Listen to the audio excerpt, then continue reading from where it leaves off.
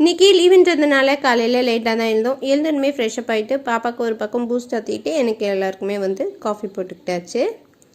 இன்றைக்கி லேட்டாக இருந்ததுனால பிரேக்ஃபாஸ்ட்டுமே காஃபி குடிச்சோடனே செய்ய ஆரம்பிச்சிட்டேன். இன்றைக்கி பிரேக்ஃபாஸ்ட்டுக்கு நான் தேங்காய் சட்னி, கார சட்னி, தோசை தான் பண்ணியிருந்தேன். பாப்பா சமத்தா உட்காந்து சாப்பிட்டுட்டு இருக்காங்க. மதியம் லஞ்சுக்கு சாம்பார், பன்னீர் 65 ரைஸு. பன்னீர் 65க்கு பார்த்திங்கன்னா பன்னீரை கட் பண்ணி வாஷ் பண்ணிட்டு இது கூடயே மிளகுத்தூள், ஜீரகத்தூள், மிளகாத்தூள், தனியாத்தூள், இது கூட கொஞ்சமாக ஒரு டீஸ்பூனுக்கு கார்ன்ஃப்ளவர் மாவு, ஒரு டீஸ்பூனுக்கு மைதா மாவு, கொஞ்சமாக உப்பு சேர்த்து தண்ணி தெளித்து பிசைஞ்சிக்க வேண்டியதான். பிசைஞ்சிட்டு நம்ம தோசை தவாவில் அப்படியே பொரிச்சு எடுக்க வேண்டியதான். இது ஊற வைக்கிற வேலைலாம் இருக்காது, செய்கிறதுக்குமே சூப்பராக இருக்கும். டேஸ்ட்டுமே பார்த்திங்கன்னா நல்லா காரஞ்சாரமாக இருக்கும். நான் எப்பயுமே இந்த பன்னீர் 65 பண்ணும்போது பாப்பாவுக்கு 2 பீஸ் செய்யும் போதே போட்டு கொடுத்துருவேன். அவள் சமத்தா உட்காந்து சாப்பிட்டுட்டுப்பா. அதுக்குள்ளேயும் நமக்கு வேலை செய்கிறதுக்கு ஈஸியாக இருக்கும்.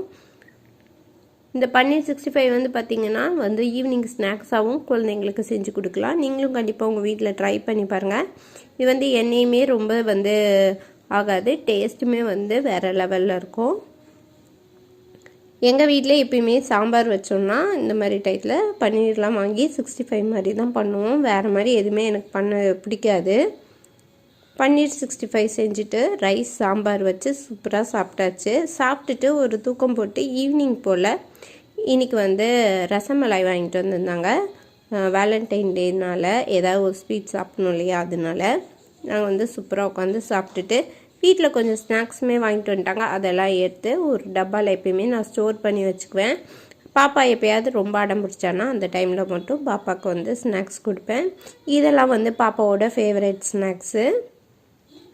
இது எல்லாமே எடுத்து அந்தந்த இடத்துல ஆர்கனைஸ் பண்ணிவிட்டு அதுக்கப்புறமா நம்ம போய் பொறுமையாக உட்காந்து ரசமலாய் சாப்பிட்லாம் அப்படின்னு சொல்லிட்டு உட்காந்தாச்சு.